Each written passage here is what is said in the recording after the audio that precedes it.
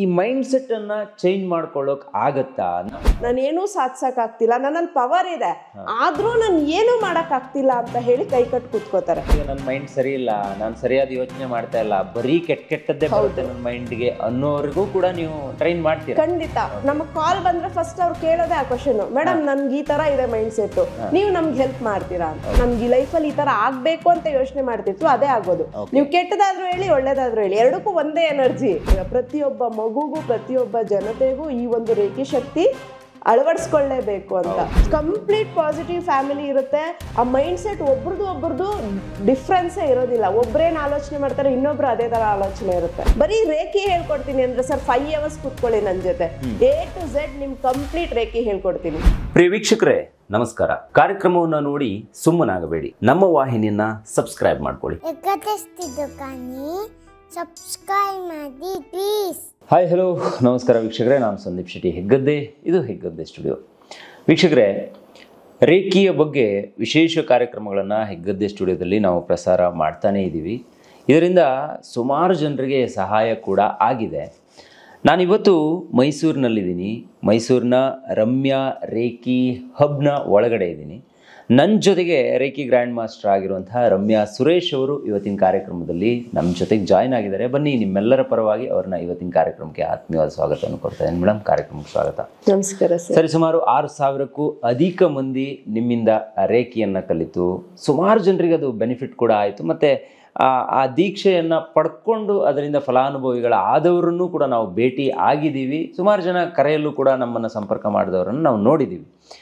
ಈ ರೇಖಿ ಬಗ್ಗೆ ಮಾತಾಡಿದ್ರೆ ಪ್ರತಿದಿನ ಹೊಸ ಹೊಸ ಪ್ರಶ್ನೆಗಳು ನಮಗೆ ಉದ್ಭವ ಆಗ್ತಾನೆ ಇರುತ್ತೆ, ಅದು ಕಡಿಮೆ ಆಗೋದಂತೂ ಇಲ್ಲ. ಇವತ್ತು ರೇಖಿ ಟು ನಮ್ಮ ಹತ್ರ ಕೆಲವೊಂದು ಪ್ರಶ್ನೆಗಳಿದೆ. ಅಂದರೆ ರೇಖಿ ವಿಚಾರನೂ ಹೌದು, ಅದನ್ನು ಬಿಟ್ಟು ಹೊರಗಡೆ ಬಂದರೆ ಇದು ರೇಖಿಗೆ ಸಂಬಂಧಪಡುತ್ತೋ ಇಲ್ಲೋ ನನಗೂ ಕೂಡ ಗೊತ್ತಿಲ್ಲ. ಆದರೆ ನಿಮ್ಮ ಹತ್ರ ನೇರವಾಗಿ ನಾನು ಕೆಲವೊಂದು ಪ್ರಶ್ನೆಗಳನ್ನು ಕೇಳಬೇಕು ಅಂತ ಅಂದ್ಕೊಂಡಿದ್ದೀನಿ. ಈ ರೀಟ್ಯೂನ್ ಮೈಂಡ್ ಸೆಟ್ ಅಂತ ಕರಿತೀವಿ, ಬಹುಶಃ ನಿಮ್ಮ ಕಾನ್ಸೆಪ್ಟಿಗೆ ಬರುತ್ತೇನೋ ಅದು ಅಂತ ಅಂದ್ಕೊಂಡಿದ್ದೀನಿ. ಆದರೆ ಇದ್ರ ಬಗ್ಗೆ ಒಂದು ಮಾಹಿತಿ ಕೊಡೋಣ ಅನ್ನೋದಕ್ಕೆ ಒಂದು ಉತ್ಸುಕನಾಗಿದ್ದೀನಿ. ಈ ಎಲ್ರಿಗೂ ಒಂದೊಂದು ಮೈಂಡ್ ಸೆಟ್ ಇರುತ್ತೆ ಮೇಡಮ್. ಸುಮಾರು ಜನ ನನ್ನ ಮೈಂಡ್ ಸೆಟ್ ಸರಿ ಇಲ್ಲ, ನಾನು ಚೇಂಜ್ ಮಾಡ್ಕೋಬೇಕು, ನನ್ನ ಗುರಿ ಆಸೆ ಆಕಾಂಕ್ಷೆಗಳು ಏನೂ ಈಡೇರೋದಿಲ್ಲ ಅಂತೆಲ್ಲ ಹೇಳ್ತಾ ಇರೋದನ್ನು ನಾನು ಕೇಳಿದ್ದೀನಿ. ಸೊ ಹಾಗಾಗಿ ನಿಮ್ಮ ಹತ್ರ ಕೇಳೋದು, ಈ ಮೈಂಡ್ ಸೆಟ್ಟನ್ನು ಚೇಂಜ್ ಮಾಡ್ಕೊಳ್ಳೋಕೆ ಆಗತ್ತಾ? ಇದನ್ನು ಚೇಂಜ್ ಮಾಡಿಕೊಂಡ್ರೆ, ಅಂದರೆ ಮೈಂಡ್ ಸೆಟ್ಟನ್ನು ರೀಟ್ಯೂನ್ ಮಾಡಿಕೊಂಡ್ರೆ ನಮ್ಮ ಗುರಿ ಆಸೆ ಆಕಾಂಕ್ಷೆ ಇವೆಲ್ಲವನ್ನು ಅಚೀವ್ ಮಾಡ್ಕೊಳ್ಳೋಕೆ ಆಗತ್ತಾ ಅಂತ? ಖಂಡಿತವಾಗ್ಲು sir. Mind is a beautiful servant. Okay. ಆದ್ರೆ ಇಟ್ಸ್ ಅ ಟೆರಿಬಲ್ ಮಾಸ್ಟರ್. ನಾವ್ ಅದನ್ನ ಹೆಂಗ್ ಟ್ರೈನ್ ಮಾಡ್ತೀವಿ ಅದ್ರ ಪ್ರಕಾರ ನಡ್ಕೊಂಡು ಹೋಗುತ್ತೆ.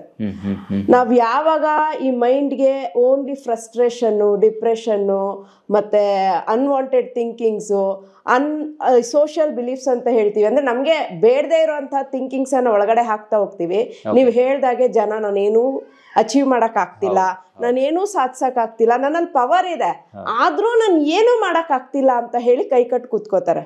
ಬಟ್ ಈ ಮೈಂಡ್ಗೆ ಎಷ್ಟು ಕೆಪಾಸಿಟಿ ಇದೆ ಅಂದ್ರೆ, ಒಂದು ಕ್ರಿಯೇಟಿವಿಟಿನ ಪ್ರೊಡ್ಯೂಸ್ ಮಾಡಿ ಲೈಫ್ ಅನ್ನ ಇನ್ನೊಂದು ಲೆವೆಲ್ ತಗೊಂಡು ಅಷ್ಟು ಕೆಪಾಸಿಟಿ ಈ ಮೈಂಡ್ಗಿದೆ. ಬಟ್ ನಾವು ಕೆಲವೊಂದ್ಸಲ ಏನ್ ಮಾಡ್ತೀವಿ, ಬೇಡದೇ ಇರೋ ಥಿಂಕಿಂಗ್ಸ್ ಅನ್ನ ಅದಕ್ಕೆ ಸೀಡ್ ಮಾಡಿದಾಗ ಅದು ಅದೇ ತರನೇ ನಡೀತಾ ಬರುತ್ತೆ. ಫಾರ್ ಎಕ್ಸಾಂಪಲ್, ನಮ್ಮ ಫ್ಯಾಮಿಲಿ ಫ್ರೆಂಡ್ ಒಬ್ರು ಇದಾರೆ. ಅವರು ಯೂಟ್ಯೂಬ್ ನೋಡ್ತಾರೆ. ಏನ್ ನೋಡ್ತಾರೆ ಅಂದ್ರೆ, ಲೈಫ್ ಅಲ್ಲಿ ಸೋತಿರೋರ್ದೇ ವಿಡಿಯೋಸ್ ನೋಡ್ತಾರೆ. ಅವ್ರೇನ್ ಹೇಳ್ತಾರೆ ಅದನ್ನೆಲ್ಲ ನೋಡ್ಬಿಟ್ಟು ಅವರೇ ಸೋತಿದಾರಂತೆ, ನಾವು ಸೋತ್ರಿ ಇನ್ನೇನು, ಅವ್ರು ಅಷ್ಟೆಲ್ಲ ಅನುಭವಿಸಿದಾರಂತೆ, ನಾವೇನಪ್ಪ ಅನುಭವಿಸ್ತಾ ಇರೋದು ಇದ್ರಲ್ಲಿ. ಇಟ್ ಮೀನ್ಸ್ ನೀವು ಮೈಂಡ್ಗೆ ಏನ್ ಫೀಡ್ ಮಾಡ್ತಾ ಇದ್ದೀರಾ ಅಂದ್ರೆ, ನಿನ್ ಸೋಲೆ ಅಲ್ಲ, ಅವ್ರಿಗಿಂತ ದೊಡ್ಡ ಸೋಲು ನಿಂದಲ್ಲ, ಹಂಗನ್ಬಿಟ್ಟು ಕೈ ಕೊಟ್ಕೊಂಡು ಕೂತ್ಕೊಂಡಿರೋದು ಅಷ್ಟೇನೆ. ಮಕ್ಕಳಿಗೂ ಏನ್ ಟೀಚ್ ಮಾಡ್ತಾರಂದ್ರೆ, ಮಕ್ಕಳನ್ನ ಹೈಯರ್ ಲೈಫ್ ಸ್ಟೈಲ್ಗೆ ಎಕ್ಸ್ಪೋಸ್ ಮಾಡಬಾರ್ದು, ಹೈಯರ್ ಟೆಕ್ನಾಲಜಿಗೆ ಎಕ್ಸ್ಪೋಸ್ ಮಾಡಬಾರ್ದು, ಹಾಳಾಗ್ತಾರೆ. ಏನ್ ಸೀಡ್ ಮಾಡ್ತಾ ಇದೀವಿ ನಮ್ಮ ಮೈಂಡ್ಗೆ, ಏನ್ ಬರುತ್ತೆ ನಮ್ಮ ಮೈಂಡ್ಗೆ, ಮಕ್ಕಳ ಮೈಂಡ್ಗೆ ಏನ್ ಸೀಡ್ ಮಾಡ್ತಾ ಇದೀವಿ. ಮೈಂಡ್ ಸೆಟ್ ಅನ್ನೋದು ನಮ್ಮ ಲೈಫ್ ಸ್ಟೈಲ್ ಅಲ್ಲಿ, ನಮ್ಮ ಡೈಲಿ ರುಟೀನ್ ಲೈಫ್ ಅಲ್ಲಿ, ನಮ್ಮ ಹ್ಯಾಬಿಟ್ಸ್, ನಮ್ಮ ಆಕ್ಷನ್ಸ್, ನಾವು ದಿನನಿತ್ಯದ ಚರಿಗಳು ಏನೆಲ್ಲ ದಿನಚರಿಗಳು ನಡೆಸ್ತಾ ಇರ್ತೀವಿ ಎಲ್ಲಾನು ಈ ಮೈಂಡ್ ಇಂದಾನೆ ನಡ್ಕೊಂತಾ ಬರ್ತೈತೆ, ಮತ್ತೆ ಇನ್ಫ್ಲೂಯೆನ್ಸ್ ಆಗಿರುತ್ತೆ. ಈ ಮೈಂಡ್ಗೆ ನಾವ್ ಏನ್ ಪ್ರೋಗ್ರಾಮ್ ಮಾಡ್ತೀವಿ ಅದೇ ತರನೇ ಇನ್ಫ್ಲೂಯೆನ್ಸ್ ಆಗುತ್ತೆ ಅಂತ. ನಮ್ಮ ಮೈಂಡು ನಾವು ತಾಯಿ ಗರ್ಭದೊಳಗಡೆ ಇದ್ದಾಗಿಂದ 6 ವರ್ಷದವರೆಗೂ ಸಬ್ ಕಾನ್ಶಿಯಸ್ ಮೈಂಡ್ ಅಲ್ಲಿ ಎಲ್ಲವನ್ನು ಫೀಡ್ ಆಗ್ತಾ ಇರತ್ತೆ. ನಾವು ಆ ಟೈಮಲ್ಲಿ ಏನೇನೆಲ್ಲ ಕಲ್ತಿರ್ತೀವಿ, ಏನೇನೆಲ್ಲ ಕೇಳಿರ್ತೀವಿ, ಅದೇನೆ ನೆಕ್ಸ್ಟ್ ನಮ್ಮ 60 years ಆಫ್ ಲೈಫ್ ಅನ್ನ ನಡೆಸೋದು. ಓಕೆ, ಅಂದ್ರೆ 6 ವರ್ಷದ್ದು ಮೈಂಡ್ ಸೆಟ್. ನಮ್ಮಲ್ಲಿರುವಂತ ಹ್ಯಾಬಿಟ್ ಆಕ್ಷನ್ಸ್ಗಳು ನಮ್ಮ ಮೈಂಡ್ಗೆ ಇನ್ಫ್ಲುಯೆನ್ಸ್ ಆಗಿ ಅದರಿಂದ ಪ್ರೇರೇಪಿತ ಆಗುತ್ತೆ ಅಂತ ಹೇಳ್ತೀರಾ? ಸೊ ನಾವು ಮೈಂಡ್ಗೆ ಯಾವಾಗ ಒಳ್ಳೆ ಥಿಂಕಿಂಗ್ಸ್, ಒಳ್ಳೆ ಆಲೋಚನೆಗಳು, ಹೆಲ್ದಿ ಫೀಡಿಂಗ್ಸ್ ಅನ್ನ ಕೊಡ್ತೀವಿ, ಆವಾಗ ನಮ್ಮ ಲೈಫು ಹೆಲ್ದಿಯಾಗಿ ಪಾಸಿಟಿವ್ ಆಗಿ ನಡೀತಾ ಇರುತ್ತೆ. ಯಾವಾಗ ಬರೀ ಜಗಳಗಳು, ಈ ಟಿವಿ ಅನ್ನೋನ್ ಬೇಡದೇ ಇರೋಂತಹ ಥಿಂಕಿಂಗ್ಸು, ಅನ್ವಾಂಟೆಡ್ ಥಿಂಕಿಂಗ್ಸು, ಲೈಫಲ್ಲಿ ಬೇಡದೇ ಇರೋಂತಹ ಜನಗಳನ್ನ ಮೀಟ್ ಮಾಡೋದು, ಈ ತರ ಎಲ್ಲ ಯಾವಾಗ ಆಗುತ್ತೆ, ಮೈಂಡು ಅದೇ ತರ. ಈಗ ನಾವ್ ಆಗ್ಲೇ ಹೇಳಿದಾಗೆ ನಮ್ಮ ಫ್ಯಾಮಿಲಿ ಫ್ರೆಂಡ್ ಓನ್ಲಿ ಸೋಲ್ ಅನ್ನೇ ನೋಡ್ತಾ ಇದ್ರೆ ಲೈಫ್ ಇನ್ನೇನ್ ಯೋಚನೆ ಮಾಡುತ್ತೆ, ಆ ಮೈಂಡ್ ಇನ್ನೇನ್ ಯೋಚನೆ ಮಾಡುತ್ತೆ. ಓಕೆ, ಸೊ ನಾವು ಈವನ್ ವಿ ಟ್ರೈನ್ ನಮ್ಮ ಸೆಷನ್ಸ್ ಅಲ್ಲಿ ಆ ನೆಗೆಟಿವ್ ಮೈಂಡ್ ಅನ್ನ ಹೇಗೆ ಪಾಸಿಟಿವ್ ಮೈಂಡ್ ಆಗಿ ಟ್ಯೂನ್ ಇನ್ ಮಾಡ್ಕೋಬಹುದು ಅನ್ನೋದನ್ನು ಹೇಳ್ಕೊಡ್ತೀವಿ. ಅಂಡ್ ನೆಕ್ಸ್ಟ್ ಜನರೇಷನ್ಗೂ ನೀವು ಹೇಗೆ ಟ್ಯೂನ್ ಇನ್ ಮಾಡಬಹುದು ಅನ್ನೋದು ಹೇಳ್ಕೊಡ್ತೀವಿ. ಈಗ ನನ್ನ ಮೈಂಡ್ ಸರಿ ಇಲ್ಲ, ನಾನು ಸರಿಯಾದ ಯೋಚನೆ ಮಾಡ್ತಾ ಇಲ್ಲ, ಬರೀ ಕೆಟ್ಟದ್ದೇ ಬರುತ್ತೆ ನನ್ನ ಮೈಂಡ್ಗೆ ಅನ್ನೋರಿಗೂ ಕೂಡ ನೀವು ಟ್ರೈನ್ ಮಾಡ್ತೀರಾ? ಖಂಡಿತ. ನಮಗ್ ಕಾಲ್ ಬಂದ್ರೆ ಫಸ್ಟ್ ಅವ್ರು ಕೇಳೋದೇ ಆ ಕ್ವಶನ್, ಮೇಡಮ್ ನನ್ಗೆ ಈ ತರ ಇದೆ ಮೈಂಡ್ ಸೆಟ್, ನೀವು ನಮ್ಗೆ ಹೆಲ್ಪ್ ಮಾಡ್ತೀರಾ ಅಂತ. ಖಂಡಿತವಾಗ್ಲೂ ಹೆಲ್ಪ್ ಮಾಡ್ತೀವಿ. ರೇಖೆಯಿಂದ ಸರಿ ಮಾಡೋಕ್ಕಾಗುತ್ತೆ? ಖಂಡಿತ ಆಗುತ್ತೆ. ಸೊ ನಾ ಹೇಳಿದ್ನಲ್ಲ 50% ಆಫ್ ಪೀಪಲ್ ಕಾಲ್ ಮಾಡ್ತಾರೆ, ಅವ್ರು ಹೇಳೋದೇ ಇದು, ಮೇಡಮ್ ನನ್ಗೆ ಕಾನ್ಸಂಟ್ರೇಷನ್ ಇಲ್ಲ, ಅನ್ವಾಂಟೆಡ್ ಥಿಂಕಿಂಗ್ಸ್, ಬೇಡದೇ ಇರೋ ಆಲೋಚನೆಗಳು, ನೆಗೆಟಿವ್ ಥಿಂಕಿಂಗ್ಸ್ ಇದೆ, ನಾನ್ ರೇಖೆಯಿಂದ ಸರೋಗ್ಬೋದಾ? ಖಂಡಿತವಾಗ್ಲೂ ಇವತ್ತು ಅವರು ಸರಿಹೋಗಿ ಇವತ್ತು ಕಾಲ್ ಮಾಡ್ತಾರೆ. ಏನೇ ಅಚೀವ್ ಮಾಡಿದ್ರು ಫಸ್ಟ್ ನಮ್ಗೆ ಕಾಲ್ ಮಾಡ್ತಾರೆ, thank you so much madam, ನಿಮ್ ಗೈಡೆನ್ಸ್ ಇಂದ ನಾವ್ ಇದನ್ನೆಲ್ಲ ಅಚೀವ್ ಮಾಡಿದ್ವಿ ಅಂತ. ಓಕೆ, ಇನ್ನೊಂದು ಪ್ರಶ್ನೆ ಇದೆ ಮೇಡಮ್. ಈಗ ನಮ್ಮ ಹತ್ರ ನೀವು ಹೇಳಿದ್ರಿ ಥಿಂಕಿಂಗ್ ಪ್ಯಾಟರ್ನ್ ಬಗ್ಗೆ ಹೇಳಿದ್ರಿ, ಹಾಗಾದ್ರೆ ನಾವು ಥಿಂಕಿಂಗ್ ಪ್ಯಾಟರ್ನ್ ಅನ್ನ ಚೇಂಜ್ ಮಾಡ್ಕೊಂಡ್ರೆ ನಮ್ಮ ಲೈಫ್ ಕೂಡ ಚೇಂಜ್ ಆಗುತ್ತೆ ಅಂತೀರಾ ನೀವು? ಖಂಡಿತ ಸರ್. ಓಕೆ, ಸೊ ಇದರಲ್ಲಿ ನಮಗೆ ಯೂನಿವರ್ಸ್ ಸಹ ಬುದ್ಧ ಹೇಳಿರೋ ಪ್ರಕಾರ what you think you become. Even universe ಅದನ್ನೇ ಹೇಳ್ತಾರೆ, your wish is my command. ನಾವು ಏನನ್ನ ಆಲೋಚನೆ ಮಾಡ್ತೀವಿ ಅದು ಯೂನಿವರ್ಸ್ಗೆ ಹೋಗ್ತಾ ಇರುತ್ತೆ. ಸೊ ನಾವು ಕೆಟ್ಟದನ್ನ ಆಲೋಚನೆ ಮಾಡಿದ್ರೆ, ಹೌದು ನೀನ್ ಇದನ್ನ ಕೇಳಿದ್ರೆ ನಾನು ನಿಂಗೆ ಇದನ್ನ ಕೊಡ್ತೀನಿ ಅಂತ. Universe is nothing but cosmos energy, universal energy, reiki energy, ಎಲ್ಲಾನು ಒಂದೇನೆ. ನಮ್ಮ ಹಿರಿಯವರೆಲ್ಲ ಹೇಳೋದನ್ನ ನೀನು ಏನ್ ಹೇಳ್ತೀಯೋ ಅದಾಗತ್ತೆ, ಒಳ್ಳೇದನ್ನ ಹೇಳು, ಯಾವಾಗ್ಲೂ ಕೆಟ್ಟದ್ ಮಾತಾಡಿದ್ರೆ ಬಿಡ್ತು ಅಂತ ಹೇಳು, ಮಾತಾಡ್ಬೇಡ ಅಂತ ಹೇಳ್ತಾರೆ. ಹೌದು, ಒಳ್ಳೇದ್ ಮಾತಾಡ್ರೋ ಅಷ್ಟು ದೇವತೆಗಳು ಇರ್ತಾರೆ. ಹೌದು, ಅದೇನೆ ಯೂನಿವರ್ಸ್. ಸೊ ನಾವು ಯಾವಾಗ ಒಳ್ಳೆ ಥಿಂಕಿಂಗ್ಸ್ ಅನ್ನ ನನ್ಗೆ ಈ ಲೈಫ್ ಅಲ್ಲಿ ಈ ತರ ಆಗ್ಬೇಕು ಅಂತ ಯೋಚನೆ ಮಾಡ್ತಿರ್ತೀವಿ, ಅದೇ ಆಗೋದು. ನೀವು ಕೆಟ್ಟದಾದ್ರೂ ಹೇಳಿ, ಒಳ್ಳೇದಾದ್ರೂ ಹೇಳಿ, ಎರಡಕ್ಕೂ ಒಂದೇ ಎನರ್ಜಿ. ಅದು ಸಪ್ರೇಟ್, ಇದು ಸಪ್ರೇಟ್ ಇಲ್ಲ. ಮತ್ತೆ ಈ ಮೈಂಡ್ಗೆ ನಿಜ ಯಾವ್ದು ಸುಳ್ಳು ಯಾವ್ದು ಗೊತ್ತಿಲ್ಲ. ನಾವ್ ಏನ್ ಯೋಚನೆ ಮಾಡ್ತೀವಿ ಅದಾಗತ್ತೆ. ಸೊ ಕೆಟ್ಟದೇ ಆಗ್ತಾ ಇದೆ ಅನ್ನೋವಾಗ ಅದಕ್ಕೆ ಒಂದು ಪಾಸಿಟಿವ್ ಎನರ್ಜಿ, ಇದನ್ನೇ ನಾವು ಹೇಳೋದು ರೀಟ್ಯೂನ್ ಯುವರ್ ಮೈಂಡ್ ಅಂತ. ಏನು ಇಲ್ಲ, ಯಾವುದೇ ಎನರ್ಜಿ ಕ್ರಿಯೇಟ್ ಮಾಡಕ್ಕಾಗಲ್ಲ, ಯಾವುದೇ ಎನರ್ಜಿ ಡೆಸ್ಟ್ರಾಯ್ ಮಾಡಕ್ಕಾಗಲ್ಲ. ಇದನ್ನೇನಿದ್ರು ಟ್ರಾನ್ಸ್ಫಾರ್ಮ್ ಮಾಡ್ಬೋದು ಅಷ್ಟೇನೆ. ಸೊ ಆ ನೆಗೆಟಿವ್ ಇಂದ ಪಾಸಿಟಿವ್ ಗೆ ಟ್ರಾನ್ಸ್ಫಾರ್ಮ್ ಆಗಬೇಕು, ರೀಟ್ಯೂನ್ ಮಾಡಬೇಕು ನಮ್ಮ ಮೈಂಡ್ ಅನ್ನ. ಓಕೆ, ಈ ಮೈಂಡ್ ಅನ್ನ ಹೆಂಗೆ ಟ್ರೈನ್ ಮಾಡೋದು ಮೇಡಮ್? ಇದಕ್ಕೆ ಏನಾದ್ರು ಸ್ಟೆಪ್ಸ್ ಗಳಂತ ಏನಾದ್ರು ಇದೆಯಾ, ಹೇಗೆ? ಖಂಡಿತ. ಈ ಮೈಂಡ್ ಗೆ ಬಹಳಷ್ಟು ಲಾಸ್ ಇದೆ. ಲಾ ಆಫ್ ಮೈಂಡ್ ಅಂತಾನೆ ಒಂದು ಸೆಷನ್ ಮಾಡ್ಬೋದು. ಬಟ್ ಅದರಲ್ಲಿ ತುಂಬಾ ಇಂಪಾರ್ಟೆಂಟ್ ಆಗಿರುವಂತ 3 ಲಾನ ನಾವು ಇವತ್ತು ಡಿಸ್ಕಸ್ ಮಾಡ್ಬೋದು. One is law of insertion. Law of insertion ಅಂದ್ರೆ ನಮ್ಮ ಮೈಂಡ್ ಗೆ ಯಾವ ಸೀಡ್ ಅನ್ನ ಹಾಕ್ಬೇಕು ಅಂತ ಹೇಳಿ. ಓಕೆ, ಸೊ ನಮ್ಮ ಮೈಂಡ್ ಗೆ ನಾವ್ ಆಗ್ಲೇ ಹೇಳಿದಾಗ ಎಷ್ಟು ಕೆಪಾಸಿಟಿ ಇದೆ ಅಂತ ಹೇಳಿ, ನಾವು ಆ ಇನ್ಸರ್ಟ್ ಒಂದು ಸೀಡ್ ಅನ್ನ ಏನ್ ಇನ್ಸರ್ಟ್ ಮಾಡ್ತಾ ಇದೀವಿ, ನಾವ್ ಏನ್ ಇನ್ಸರ್ಟ್ ಮಾಡ್ತೀವಿ ಅದು ಪ್ರೋಗ್ರೆಸ್ ಆಗ್ತಾ ಇರುತ್ತೆ. Law of insertion. ಈಗ ಆ ಒಂದು ಹೆಲ್ದಿ ಇನ್ಸರ್ಷನ್ ಅಂತ ಹಾಕ್ಬೋದು, ಅಬಂಡೆನ್ಸ್ ಇನ್ಸರ್ಷನ್ ಅಂತ ಹಾಕ್ಬೋದು, ಪಾಸಿಟಿವ್ ಇನ್ಸರ್ಷನ್ ಅಂತ ಹಾಕ್ಬೋದು. ಈ ಥಿಂಕಿಂಗ್ಸ್ ಅನ್ನ ಇನ್ಸರ್ಟ್ ಮಾಡೋದಿಲ್ಲ ಮೈಂಡ್ ಗೆ. ಸೆಕೆಂಡ್ ಒನ್ ಬಂದು ಲಾ ಆಫ್ ಟ್ರಾನ್ಸ್ಫರ್ಮೇಶನ್ ಅಂತ. ಲಾ ಆಫ್ ಟ್ರಾನ್ಸ್ಫರ್ಮೇಶನ್ ಬಂದು ನಮ್ಮಲ್ಲಿ ಯಾವುದೇ ಥಾಟ್ಸ್ ಬಂದ್ರು ಅದು ನಮ್ಮಲ್ಲಿ ಉಳಿಯಲ್ಲ, ಯೂನಿವರ್ಸ್ ಗೆ ಕನೆಕ್ಟ್ ಆಗ್ತಾ ಇರುತ್ತೆ. ಯಾವ್ದು ಮತ್ತೆ ಒಂದು ಥಾಟ್ ಬಂದಿದೆ ಅಂದ್ರೆ ನಾನ್ ಪರ್ಪಸ್, ವಿತೌಟ್ ಅದಕ್ಕೇನು ರೀಸನ್ ಇಲ್ಲ ಅಂತ ಬಂದಿರಲ್ಲ. One or the other reason ಆ ಥಾಟ್ ಅಲ್ಲಿ ಇರುತ್ತೆ ಆ ಬಂದಿರೋದಕ್ಕೆ. ಸೊ ನಮ್ಮ ಬಂದಂತಹ ಥಾಟ್ಸ್ ಅನ್ನ ಯೂನಿವರ್ಸ್ ಕಮಾಂಡ್ ಮಾಡ್ಬೇಕಾದ್ರೆ, ಯೂನಿವರ್ಸ್ ಸೆಂಡ್ ಮಾಡ್ಬೇಕಾದ್ರೆ ಅದನ್ನ ಪಾಸಿಟಿವ್ ವೇನಲ್ಲಿ ಸೆಂಡ್ ಮಾಡಿದ್ರೆ ನಮಗೂ ಪಾಸಿಟಿವ್ ರಿಸಲ್ಟ್ಸ್ ಬರುತ್ತೆ. Law of transformation. ಇನ್ನೊಂದು ಲಾ ಆಫ್ ಕನೆಕ್ಷನ್ ಅಂತ. ಲಾ ಆಫ್ ಕನೆಕ್ಷನ್ ಅಲ್ಲಿ ಇನ್ನರ್ ವರ್ಲ್ಡ್, ಔಟರ್ ವರ್ಲ್ಡ್ ಅಂತ ಬರುತ್ತೆ. ಇನ್ನರ್ ವರ್ಲ್ಡ್ ಅಂದ್ರೆ ನಮ್ಮೊಳಗಡೆ ಇರುವಂತದ್ದು.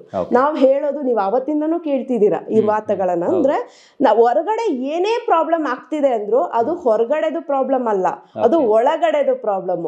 ನನ್ನೊಳಗಡೆ ಏನೋ ಒಂದು ಪ್ರಾಬ್ಲಮ್ ಆಗಿದೆ, ಆದ್ರಿಂದ ಆ ತರ ಸಿಚುಯೇಷನ್ಸ್, ಆ ತರ ಜನಗಳನ್ನ ನಾನ್ ಕನೆಕ್ಟ್ ಆಗ್ತಾ ಇದ್ದೀನಿ.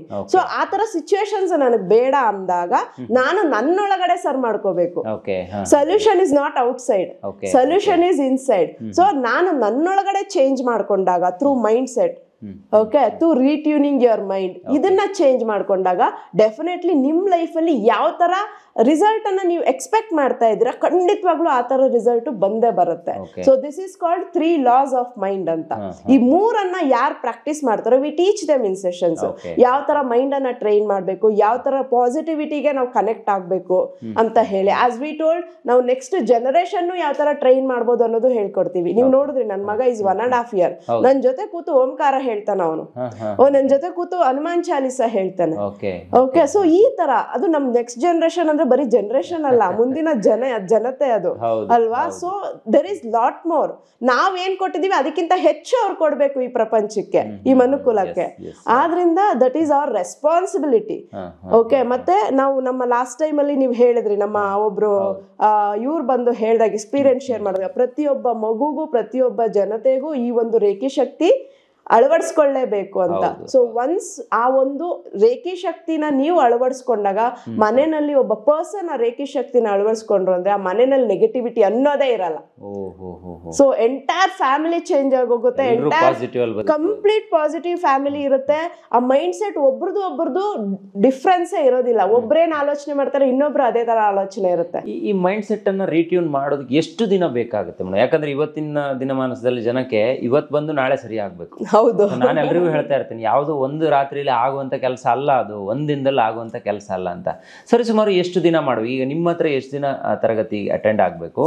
ಜೊತೆಗೆ ಬರೀ ತರಗತಿ ಅಟೆಂಡ್ ಆಗೋದಷ್ಟೇ ಅಲ್ಲ, ಅವರು ದಿನ ಪ್ರಾಕ್ಟೀಸ್ ಕೂಡ ಮಾಡ್ಬೇಕಾಗಬಹುದೇನೋ ಅಂತ ನನ್ನ ಒಂದು ಅನಿಸಿಕೆ. ಇದ್ರ ಬಗ್ಗೆ ಏನ್ ಹೇಳ್ತೀರಾ? ಖಂಡಿತವಾಗ್ಲು ನಮ್ಮ ಒಂದು ಸೆಷನ್ಸ್ ಇರುತ್ತೆ, 2 days ಇರುತ್ತೆ. ಓಕೆ, 9 to 5 PM ಇರುತ್ತೆ. ಅದರಲ್ಲಿ ಓನ್ಲಿ ರೇಖಿ ಅಂತಲ್ಲ, ನಾವು ಟೀಚ್ ಮಾಡುವಂತದ್ದು ಲೈಫ್ ಟ್ರಾನ್ಸ್ಫಾರ್ಮೇಶನ್ ಆಗುವಂತಹ ಒಂದು ಟೀಚಿಂಗ್ಸ್. ಬರೀ ರೇಖಿ ಹೇಳ್ಕೊಡ್ತೀನಿ ಅಂದ್ರೆ ಸರ್ 5 hours ಕೂತ್ಕೊಳ್ಳಿ ನನ್ ಜೊತೆ, A to Z ನಿಮ್ ಕಂಪ್ಲೀಟ್ ರೇಖಿ ಹೇಳ್ಕೊಡ್ತೀನಿ. ಬಟ್ ನಾವ್ 2 ದಿನ ಏನಕ್ಕೆ ತಗೋತಾ ಇದೀವಿ? ಆ ಲೈಫ್ ಅನ್ನ ಚೇಂಜ್ ಮಾಡ್ಕೊಳಕ್ಕೆ. ಬರೀ ರೇಖಿ ಕಲ್ತ್ಬಿಟ್ಟು ಸರ್ಫೇಸ್ ಲೆವೆಲ್ ಅಲ್ಲಿ ಕ್ಲೆನ್ಸ್ ಮಾಡ್ಕೊಳ್ಳೋದಲ್ಲ. ನಾವು ಆಗ್ಲೇ ಹೇಳ್ದಾಗೆ ಒಳಗಡೆ ನಮ್ಮಲ್ಲಿ ಏನು ನೆಗೆಟಿವ್ಸ್ ಇದೆ, ಒಳಗಡೆ ಇರುವಂತಹ ಒಂದು ನಮ್ಮ ಆಲೋಚನೆಗಳೇನಿದೆ ಅಥವಾ ನಮ್ಗೆ ಬೇಡದೇ ಇರುವಂತ ಥಿಂಕಿಂಗ್ಸ್ ಏನಿದೆ, ಅದನ್ನ ತೆಗೆದು ರೂಟ್ ಇಂದ ತೆಗಿಯೋದನ್ನ ಹೇಳ್ಕೊಡ್ತೀವಿ. ಅದರ ನಂತರ ಲೈಫ್ ಅಲ್ಲಿ ಅವ್ರು 21 days to 108 days ಪ್ರಾಕ್ಟೀಸ್ ಮಾಡ್ಬೇಕಾಗತ್ತೆ. ಕೆಲವೊಬ್ರು ಆ ಒಂದು ರಿಸಲ್ಟ್ಸ್ ಅಡಿಕ್ಟ್ ಆಗಿ 10 ವರ್ಷದಿಂದ ನಾವೇನ್ ಟೀಚ್ ಮಾಡಿದೀವಿ ಇವತ್ತಿಗೂ ಅದನ್ನ ಪ್ರಾಕ್ಟೀಸ್ ಮಾಡ್ತಾರೆ. ಬಿಕಾಸ್ ಆ ಪ್ರಾಕ್ಟೀಸ್ ಇಂದ ಅವ್ರಿಗೆ ರಿಸಲ್ಟ್ಸ್ ಇದೆ, ಡೈಲಿ ಕಾಮ್ನೆಸ್ ಇದೆ, ಓಕೆ, ಡೈಲಿ ರಿಸಲ್ಟ್ಸ್ ಇದೆ ಅವ್ರಿಗೆ, ಮತ್ತೆ ಡೈಲಿ ಅವರು ಮಾಡುವಂತ ಬಿಸ್ನೆಸ್ ಅಲ್ಲಿ ಎಕ್ಸ್ಪೋಜರ್ ಇದೆ. ಆದ್ರಿಂದ ಸೊ ಇದು ಲೈಫ್ ಟೈಮ್ ಮಾಡೋದು ತುಂಬಾ ಒಳ್ಳೇದು. ಇಲ್ಲ 108 days to 6 months ಮಾಡಿದ್ರೆ ಬಹಳಷ್ಟು ಅವ್ರಿಗೆ ರಿಸಲ್ಟ್ ಅನ್ನ ಅವ್ರು ಚೆಕ್ ಮಾಡ್ತಾರೆ. ಅಷ್ಟು ರಿಸಲ್ಟ್ಸ್ ಅನ್ನ ಅವರು ನೋಡಿದ್ದಾರೆ. ಎಸ್ ಮೇಡಮ್, ಖಂಡಿತ ನಿಮ್ಮ ಕಾಂಟ್ಯಾಕ್ಟ್ ನಂಬರನ್ನು ನಾವು ಕೊಟ್ಟಿರ್ತೀವಿ. ಯಾಕಂದರೆ ನನಗೂ ಕೂಡ ತುಂಬ ಜನ ಇತ್ತೀಚೆಗೆ ಸುಮಾರು ಜನ ಫೋನ್ ಮಾಡಿದಾಗ ನನ್ನ ಮೈಂಡ್ಗೆ ಏನೇನೋ ಬರುತ್ತೆ, ಕೆಟ್ಟದಾಗಿ ಯೋಚನೆಗಳು ಬರುತ್ತೆ, ನಾನು ಇದರಿಂದ ಹೊರಗೆ ಬರೋಕ್ಕಾಗುತ್ತಾ ಅನ್ನೋದೆಲ್ಲ ಕೇಳಿದ್ರು. ಹಾಗಾಗಿ ಸೊ ಈ ಪ್ರಶ್ನೆಯನ್ನು ನಿಮಗೋಸ್ಕರ ನಾನು ಕೇಳಿರುವಂಥದ್ದು. ನನಗಂತೂ ಒಂದು ಆನ್ಸರ್ ಸಿಕ್ತು ಈ ಕಾರ್ಯಕ್ರಮದಲ್ಲಿ, ನಮ್ಮ ಜನತೆಗೂ ಸಿಗಲಿ ಅಂತ ಅನ್ಕೊತೀನಿ. ನಾನು ಡಿಸ್ಕ್ರಿಪ್ಷನ್ ಬಾಕ್ಸಲ್ಲೂ ಕೂಡ ಕಾಂಟ್ಯಾಕ್ಟ್ ಡೀಟೇಲ್ಸ್ ಇರುತ್ತೆ, ಅಡ್ರೆಸ್ ಇರುತ್ತೆ. ನೀವು ಏನೇನು ಮಾಹಿತಿಯನ್ನು ಕೇಳ್ತೀರಾ ಅವೆಲ್ಲವೂ ಕೂಡ ಡಿಸ್ಕ್ರಿಪ್ಷನ್ ಬಾಕ್ಸಲ್ಲೂ ಇರುತ್ತೆ. ಇನ್ನೂ ಏನಾದರೂ ಪ್ರಶ್ನೆಗಳಿದ್ರೆ ಕಮೆಂಟ್ ಬಾಕ್ಸಲ್ಲಿ ಬರೀರಿ, ನಾನು ಇವರಿಂದ ಉತ್ತರ ಕೊಡಿಸುವ ಪ್ರಯತ್ನವನ್ನು ಮಾಡ್ತೀನಿ. ಮೇಡಮ್, ಇವತ್ತಿನ ಕಾರ್ಯಕ್ರಮದಲ್ಲಿ ನೀವು ಭಾಗಿಯಾಗಿ ನಮ್ಮ ಜೊತೆಗೆ ಇಷ್ಟು ಮಾಹಿತಿಯನ್ನು ಹಂಚ್ಕೊಂಡಿದ್ದೀರಾ. ಸೊ ನಮ್ಮ ಹೆಗ್ಗದ್ದೆ ಸ್ಟುಡಿಯೋದ ಎಲ್ಲ ವೀಕ್ಷಕರ ಪರವಾಗಿ ನಿಮಗೆ ತುಂಬ ಧನ್ಯವಾದಗಳು. ರಮ್ಯಾ ರೇಖಿ ಹಬ್ ಕಡೆಯಿಂದ ಧನ್ಯವಾದಗಳು.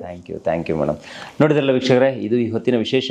ನಿಮಗೆ ಏನಾದರೂ ರೇಖಿ ಕಲಿಬೇಕು ಅಥವಾ ಈ ರೀತಿ ಸಮಸ್ಯೆಗಳಿಂದ ನೀವೇನಾದರೂ ಬಳಲ್ತಾ ಇದ್ದರೆ ರಮ್ಯಾ ರೇಖಿ ಹಬ್ಗೆ ಒಂದು ಸಲ ಕಾಂಟ್ಯಾಕ್ಟ್ ಮಾಡಿ, ಅಥವಾ ಮೇಡಮ್ ಅವ್ರನ್ನೇ ನೇರವಾಗಿ ಒಂದು ಸಲ ಸಂದರ್ಶನ ಮಾಡಿ ಅಂತ ಹೇಳ್ತಾ ಇವತ್ತಿನ ಕಾರ್ಯಕ್ರಮನ ಮುಗಿಸ್ತಾ ಇದ್ದೀನಿ. Stay tune, Heggadde studio.